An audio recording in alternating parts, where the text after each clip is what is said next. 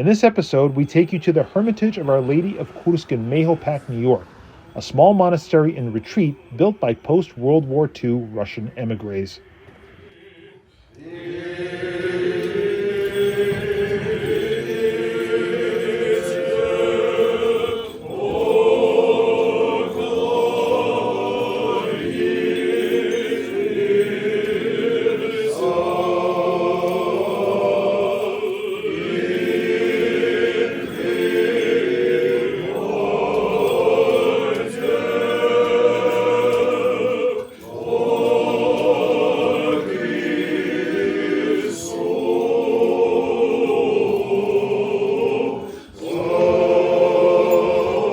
Many Russian emigres sought to pay homage to their homeland, which they were forced to leave. Bishop Serafim Ivanov grew up in Kursk, Russia. He served his country during the First World War, then fought the Bolshevik revolutionaries during the Russian Civil War, after which he was forced to emigrate and live abroad. At first he lived in Yugoslavia, where he became a monastic. Then after World War II, he came to the United States along with many other Russian emigres. Thanks to the support of Prince Bilaselsky-Bilazersky, a major Russian-American philanthropist, Bishop Serafim founded this new Kursk Hermitage, named in honor of the Kursk Hermitage located in his home city of Kursk in Russia. The Russian Orthodox Church abroad designated this hermitage not only as the base for its synod, but the home of the miraculous Kursk icon of the Mother of God, which left Russia on a ship from Crimea in 1920. The color blue permeates the hermitage as it is associated with the Virgin Mary. Although no longer either the residence of the synod or the Kursk icon, the hermitage continued its existence as a spiritual center and place of retreat for Russian Americans. Kato and my mother Lyudmila will be taking us on a journey of the grounds. So here we are in Mahopac, New York. Also somewhat the vicinity of where we were with Tolstoy, Nyack, and Novodevichy. Mahopac is celebrating today actually 75 years of its existence. If you look in the distance, there used to be a sign right on top here with a cupola. It fell down, it rusted through, I don't know what happened. But if you look over there, you can see the leftover, the cupola right there. That used to be the sign on top of the entrance. There you go, beautiful. Little interesting architecture. This is a typical American architecture. It was a house. They added a cupola to it, right? Oh yes, I remember when I was a child, it didn't have the harmonious continuum that it has right now. So you could actually see a distinct church and then the rest of the house. Added to it, right? No, the house was there. This was part of the house. And then they decided to, there were no choice. They couldn't build the church from scratch. Exactly. So you had to use what they did is that they built on top of what there was and changed this section, but left the other part of the house the way it was. Okay, there you go. Sure. So they have the kitchen because they had the kitchen there before. That's why there's a step into. Right. That's right. And it used to be that you could only get in from the back through the kitchen and everything. Through the kitchen. Then they built this up. But this bell tower, do you remember that one? Oh yeah. But these are all new rocks. This is all new. This is all new. I remember when my son, this gentleman here, your partner in the podcast, was a baby, and these are the bells. They're still the same. These are definitely the same bells. Even this thing right here, it might have been changed, but that was there. There was that wooden bar there. I remember those. Yeah, so Lyudmila, you've got some also memories of being here. Remember when, because I remember that chapel, the Chasovnya, where for their feast day, which is, I forgot when is it exactly? In the end of September, usually. September, right? Yeah. The amount of people would be standing here, the chapel would be open, right? The icona, the podsvechniki would all be taken out, including from the church. Absolutely. They'll bring out everything here. I remember in the 70s, we didn't park cars for some odd reason here. I don't remember that. There was not a parking lot there. This was not a parking This lot. was grass. Yes. And they chopped down some of the trees there. But I remember the trees were a little closer here. And this was like all beautiful, a beautiful lawn. Yeah, And lawn, I exactly. climbed those That's what I'm saying. There trees. was no cars here. That might have been where we might have been parking our cars. There was no building Yes, there. yeah. So, but I also remember my grandmother would come here by bus from New York Yes. City. We did too. So that's how we would meet up here. And my krестный, my godfather was Dядя Nikolai Teletnikov. He used to do all the filming, all the photos. And I remember stumbling onto someone online with literally, I don't know, hundreds of photos of this church, everything with Teletnikov written We on it. had some of his photographs also, and he took photographs sometimes of the Russian balls. And The I Russian remember balls, he gave me Крестовые once, праздники.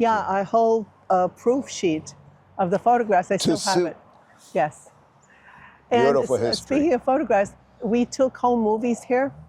My family did, my father did. And that pine tree isn't here anymore. I think they took it down. But Is he that took a right, picture huh? of me climbing up the pine That tree. pine tree. And we're not supposed to wear, like slacks or jeans around there You for wear girls. dresses, right? Your So dresses. I have a home movie where I come up to the pine. I was a tomboy. And I said, I'm going to, climb this Climb the tree. tree And with I a- did a curtsy. I climbed, they came back, and I did another curtsy. Yeah, so a lot has changed per se. There was no pavement here. Of course, this was like was a a dirt gravel road. Gravel road, yeah. And Kladbische down there, which I was just told today that in 1951 there was actually the first Arur camp Yes. was here. Yes. it Right was. now, where the cemetery is, that was Exactly. not a Because it was cemetery. a field. A field, right? Right. And so I did not know that fact. That's again Mm-hmm. something new we learned. And do you remember this Dachny Domik right here? So this is where people do to stop, right? That's From right. traveling, right? When the person in charge here was Отец Викторин. Отец Викторин Лябах. Yabach, really? Yes. Oh, yes. So this was That's his when I was place. a kid, yeah. And I remember he would come to the children. Это были дачники that came for a couple of weeks in the summer or maybe a month. And right here, this used to be a balcony. A balcony, right? And here, he would tell us stories. He would come to the balcony in the evening for us kids. So this is pre-Tolstoy because he ended up moving to Tolstoy, right? Yeah. To run Tolstoy. Well, he went first from Synod to Mahopac. And from Mahopac, he was sent to Tehran, to Iran, when the Shah was still there. Is that right? I did. Yes. So that's what. So that's why he brought more icons and more religious. Sorry, I don't want to maybe use the word artifacts, but святыня. Yes. He brought Sacred objects, sacred yes. objects, right? Yes. Because they're now at Tolstoy. Voila. Interesting. And he had such abilities to organize and to increase the community's, we could say lifestyle or things he did like were schools and old age homes. He did this in Iran. And the Shaheen really appreciated everything he did. And there were talks the fact that she wanted to convert to Orthodoxy. Wow. Interesting. And here, where you see this hangar right now, used to be the bakery. That used to be Пекарня дяди Гури. Oh, wow. Really? Huh? Yes. I didn't know this history. And he baked monastery bread. Bread. Monastyrsky. Монастырский хлеб. Which is called today Borodinsky, probably, right? He did very varieties because he was a Volga German descent. And his family were once the bakers to the Russian court. So he knew such recipes. Дядя Гуря, huh? Дядя Гутя. And he had 2 dogs that would run around right here. Рябчик и Дружок. And right here, these houses, we rented this particular side of this house also for many years. We were in the big one there and in this one. And next door to us, if we could just, glance. I could show you where this was. Wow. There was the other side of this house, and there was another little house there. And there was a lady that loved cats. And her cats would run around all around here. And then the dogs, Рябчик and Дружок, chasing the cat. And she would run around. Гутя, Гутя, что это такое? Опять собаки ваши бегают за моими кошками. It was cool, and we just thought it was terrific. And then up there, in the woods, you see this shack that's also falling apart? It's falling apart. That was another дачный домик. Там, где была часто семья Богоявленских, они были из Финляндии, очень интеллигентные, он был доктор и так далее. Тоже была белая иммиграция. Да. And further up the path, we kids used to go running around in the woods over there. And we played games. We had our fortresses, the boys and the girls. So here was another Dutch. Where was where did they make the candles? I could have sworn it was either here or here they were making the candles. Yeah, I don't remember because in which I was here. Exactly. I remember with Shurik Fyodor when Otец Konstantin Fyodorov was here.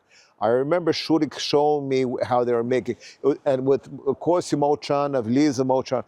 It was either in this or this building, because I remember right by the church we would go and there was smell of candles.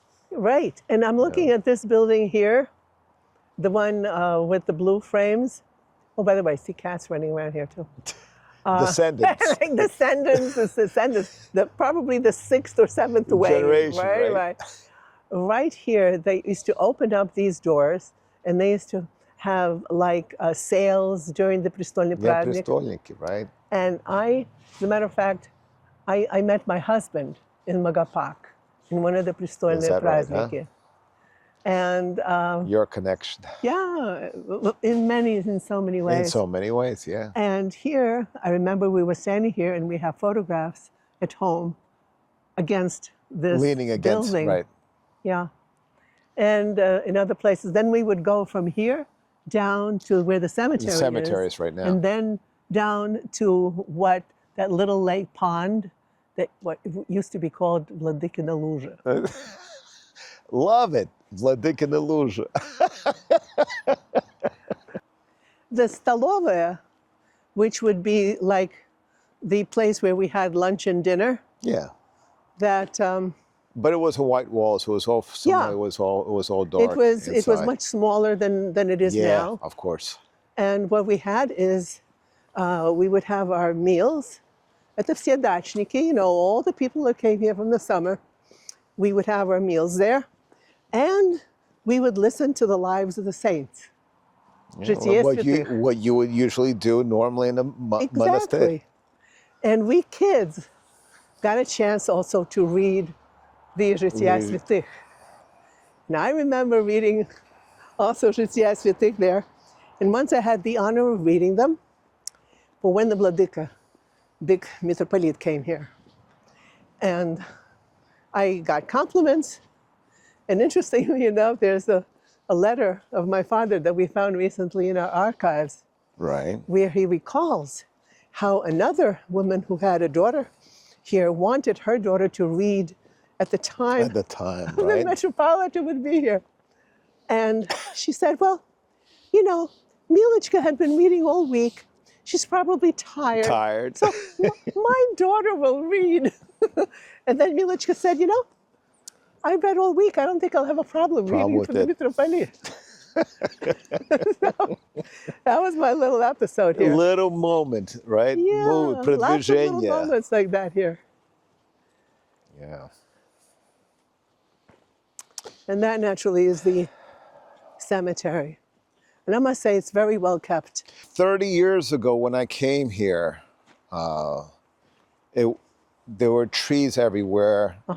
bushes growing everywhere. There was no green grass here whatsoever. Exactly. But the one thing I like what they've done here now that it's well kept. You can see I forgot what this is called. Pachysandra. Pachysandra, is that it? Pachysandra. It's very traditional in Westchester, Dutchess. It grows out here in the wild. So they've put that together. You can see what's going on. I think that's a genius idea, because if you can tend to the flowers, if you cover the graves with the Pachysandra, it's always green, all seasons, Sure. and it looks very, very good. It is. I mean, compared to a lot of other. Really. Again, it looks a lot better with the current. I want to say church management. Yeah, wow. Because this was not like this. Go back 20 No, it years wasn't. ago. I've never seen it like this. So it's really, really, and you can see new graves are coming up, or they're just replacing old crosses. Well, I see all of the trees chopped down because in my day, when you came here, Sure, they were all. it was all you would from the yes. cemetery. You would go into the deep forest. Yeah. It was a forest. Yeah. So are they planning to expand or not? And there you go. There you can see the cupola right there at probably. Oh yes. That's probably That's where the we should. Vladika Luja. That's Vladika Luja. That's right. Vladika, he had a lot of interesting, inspirational ideas, and one of his ideas was to work with the kids. Yeah. And that's where he would come, and we would sit and learn Zakon Boží, about religion and about culture. And there such were other an atmosphere, perfect atmosphere. but we had really like lectures.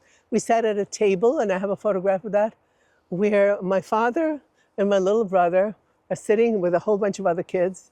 One of the monks, Отец Иннокентий, was teaching us. And then I also was Голубая сестричка, which was modeled on the old Imperial Russian Сестры Милосердия, the Red Cross. Sure, so you would have that the dress, same, right? Yeah, we had the same headgear, with the cross here. Sure. And blue dresses, and we sang in the choir. What a great tradition to hold on to. Absolutely. As in all cemeteries, you always have very interesting names. Yes. Koltepiny. Yeah.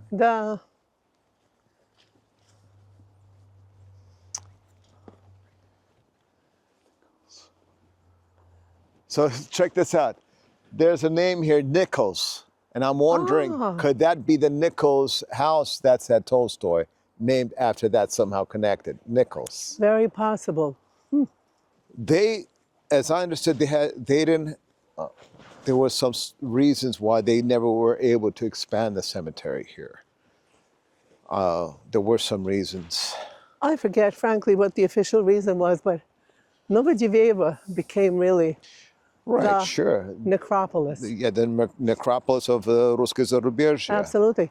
And statistically, I think, I read this recently, actually larger than Saint-Geneviève-du-Bois in Paris. In Paris, right? Which used to be the necropolis. for Europe, for Paris, for France, of course. Oh yeah, that is. Well, the three main... That's the road. The three main cemeteries of the Zarubezhye, of course, is Novodevichy.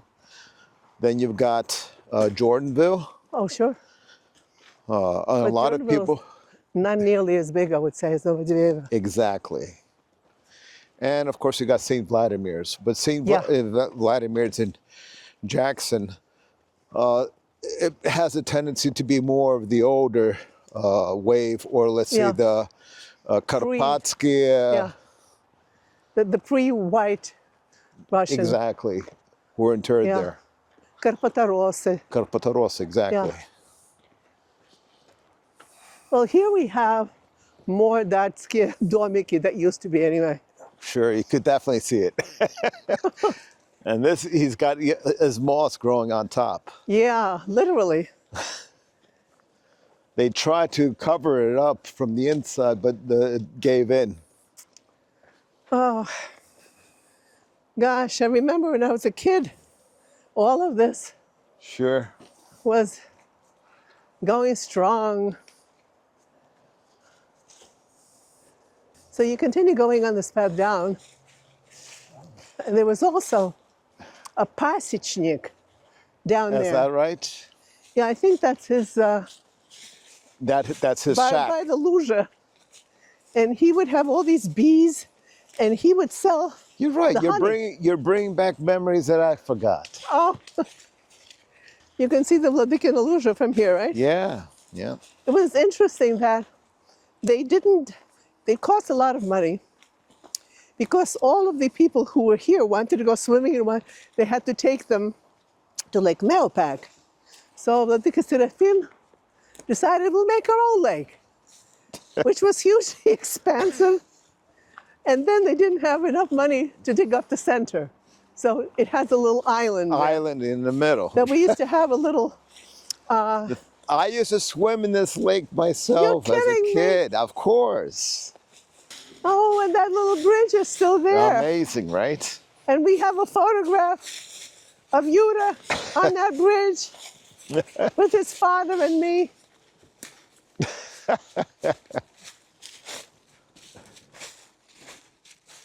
Father George Simides is the main priest of Mahopac. So they've been putting some order back into this place.